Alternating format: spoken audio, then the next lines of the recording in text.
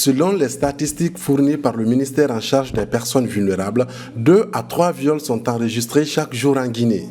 Face à cette situation inquiétante, les spécialistes tentent de donner une explication.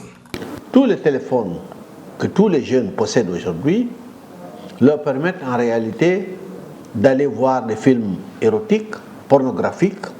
Les jeunes ont facilement accès à l'alcool, accès à la drogue, qui fait que lorsque vous mélangez ces deux éléments, vous avez une augmentation du besoin sexuel qui s'élève. Des ONG engagées dans ce combat tirent la sonnette d'alarme.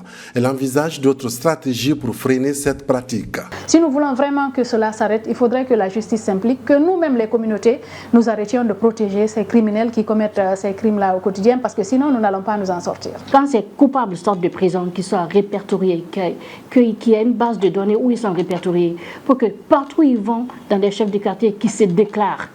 Le gouvernement de la transition, à travers le Premier ministre, s'engage à œuvrer pour mettre fin à ce fléau. Les membres du gouvernement prennent un engagement devant le peuple de Guinée, devant le monde,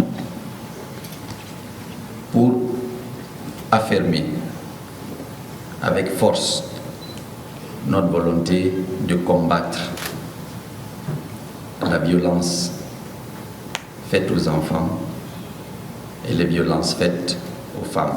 Quand on est victime, le meilleur remède, c'est d'être rétabli dans tes droits. Lorsque tu es rétabli dans tes droits, même si le mal était à 100%, il y aura une réduction. Parmi les cas de viol, celui de la dame Massina a attiré beaucoup plus l'attention.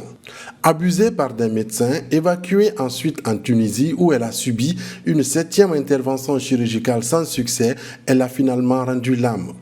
3 des médecins accusés sont à la disposition de la justice.